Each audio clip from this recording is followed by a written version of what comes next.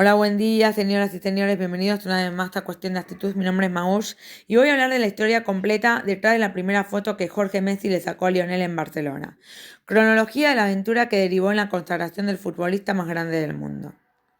Domingo 17 de septiembre del 2000, Lionel Andrés Messi recorre los pasillos del Aeropuerto Internacional de Ezeiza. Se encamina a cumplir el sueño de jugar en un club de Europa, pero igual tiene un nudo en el estómago por la inminente sensación de viajar en avión por segunda vez en su vida. La primera había sido para disputar en un torneo juvenil con Newell's en Perú. De ello, las turbulencias le provocan mareos y vómitos. Con apenas 13 años, prepara su mente para hacer una prueba en el Barcelona de España. Fabián Sondini, su representante, sostiene 3 boletos de avión en su mano porque también quien vuela es Jorge, el papá. Las valijas no son muy grandes y cargan más dudas que certezas respecto al futuro de Leo. Presentan los pasaportes que tuvieron que sacar de apuro una semana antes, atraviesan la aduana y se suben a la aeronave. El adolescente se ajusta el cinturón para la que será la aventura más grande de su vida. Lionel ya había tenido su iniciación en el club abanderado Grandoli e inflaba redes en las infantiles de Newell's. Integraba una categoría 87 que era conocida por su buen juego y una enorme cantidad de proyectos de futbolistas profesionales. Uno de los primeros en echarle el ojo fue el ex jugador leproso y de la selección argentina Fabián Basualdo, quien empezaba a experimentar en el mundo de la representación de la mano del ya conocido agente Ricardo Schellberg.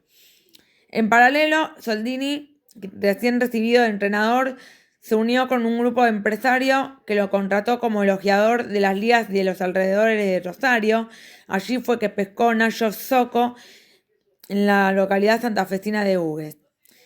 Quien promocionó a la pulga ante Soldini fue su tío Claudio Biancucci, esposo de la hermana de Celia, mamá de Leo. Como representaba a su hijo Maximiliano, un delantero de categoría 84 que quedó libre en San Lorenzo. Terminó haciendo carrera en el fútbol paraguayo y brasileño. Hoy es comentarista de fútbol de la cadena ABC de Paraguay. Trazó la conexión. Vos atendés bien a los chicos. ¿Por qué no venís a ver a mi sobrino que es un crack? Llamó su atención. El representante se dirigió al predio de Newell's en Bella Vista para observarlo en acción. Fue amor a primera vista. Soldini quedó embelesado.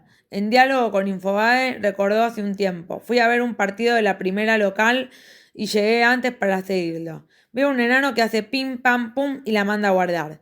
Cuando escucho que alguno dice que yo descubrí a Messi, lo niego. Hasta mi abuela con catarata se daba cuenta de que ese pibe era un fenómeno.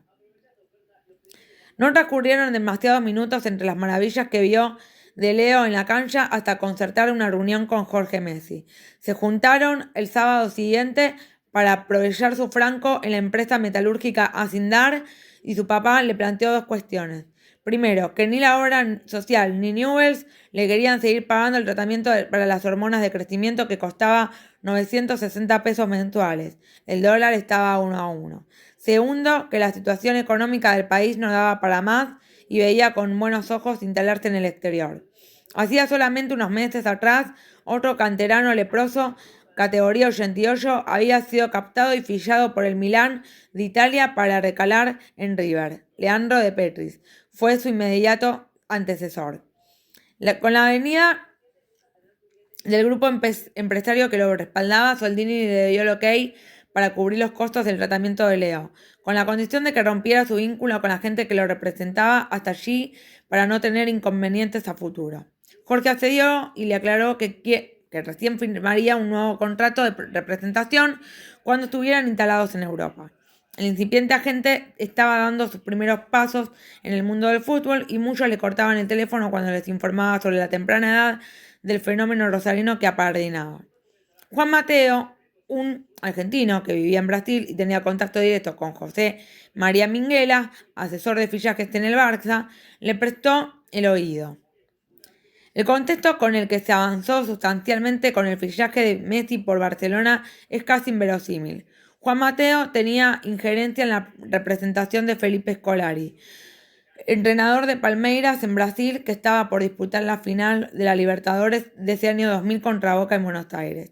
Fabián, Voy para allá, así me hablas bien de este chico, le dijo a Soldini. Cuando se encontraron en el hotel de concentración del elenco paulista, antes del duelo de ida a la Bombonera, lo condujo hasta la habitación de Falipao para que le contara al mismísimo de Tel las virtudes y defectos del equipo dirigido por Carlos Bianchi. Soldini pasó de tratar de convencer a Juan Mateo de llevar a Messi al Barcelona a hacer las veces de espía del Palmeiras. Mal no le fue, porque los brasileños rescataron un 2-2 en la Boca, aunque luego perderían la serie en tanda de penales en la revancha. Juan, créeme que es el nuevo Diego, esgrimió sin titubear Soldini a Mateo. Al día siguiente llamó por teléfono a Minguela, que tenía un historial importante en el rubro fichajes blaugrana. Después de Maradona cerró el búlgaro Istro Choikov y los brasileños Romairo Rivaldo, por citar algunos nombres pesados. ¿Cuántos años tiene? ¿12? ¿Acaso están traficando niños? Fue la primera respuesta del ojeador catalán que lidiaba con la baja del portugués Figo al Real Madrid. Cerraba al holandés Mark Overmars y ya tenía en carpeta a los argentinos Roberto Bonano y Javier Saviola, que arribarían en la temporada siguiente. Pasaron días, semanas y meses hasta volver a tener novedades de España, Soldini y Jorge Messi, que no dejaron uñas sin morder mientras veían una incontable cantidad de partidos de juveniles, incluidos los de Leo. Y en ese tiempo forjaron una gran amistad. En Newell's notaron que algo podía acontecer, respecto al destino de la gran joya de la cantera. En realidad, los que se preocuparon en serio fueron sus compañeros y entrenadores, ya que los directivos hicieron oídos sordos a las súplicas por la cobertura de su tratamiento. Fue recién a fines de agosto, sobre el cierre del mercado de pases europeos, que Minguela levantó el pulgar para que el habilidoso zurdo viajara a Barcelona. Leo, Jorge y Soldini arribaron entonces a mediados de septiembre a suelo catalán y se dirigieron desde el aeropuerto Josep Tarradellas de Barcelona, el Prat, directamente a la oficina de Minguela, que justo ese día estaba ausente. Quien los recibió a las 10 de la mañana fue Txiki Begiristain, emblemático director deportivo del Barça, que desde años desarrolla funciones en el Manchester City. En esta época era reconocido solamente por sus pasos como futbolista en la Real Sociedad y la selección española, además del Barça, Joaquín Rife, coordinador de la Masia. Se presentó y les informó que Lionel tenía que presentarse en la ciudad deportiva esa misma tarde para el entrenamiento. A los nervios por la prueba, al físico de Messi que le sumaba el jet lag y el malestar que le había provocado el vuelo. No hubo otra opción que ponerse los botines y saltar al campo, lo que mejor sabía hacer. Leo se cambió junto a una camada de futbolistas que contaba con Gerard Piqué, Cesc Fabregas, Víctor Olmo y Toni Calvo. De repente, uno de los entrenadores que diagramaría la práctica salió con el rostro de preocupación del vestuario y se acercó hasta el lugar en el que aguardaban Soldini y Jorge. No va a poder jugar, está lesionado, lo vi vendarse un tobillo. Transitando la sensación de alarma de tranquilidad, a los tutores de Lionel le explicaron el técnico que era costumbre para él vendarse antes de entrenar y jugar los partidos. Fabi, espero que sea bueno porque acá no entras nunca más, fue la advertencia que Juan Mateo Soldini cuando vio que Piqué le sacaba más de una cabeza al pequeño argentino. Yo no sé cómo juegan los demás, pero sé cómo juega este. Quédate tranquilo y míralo, fue su confiada respuesta.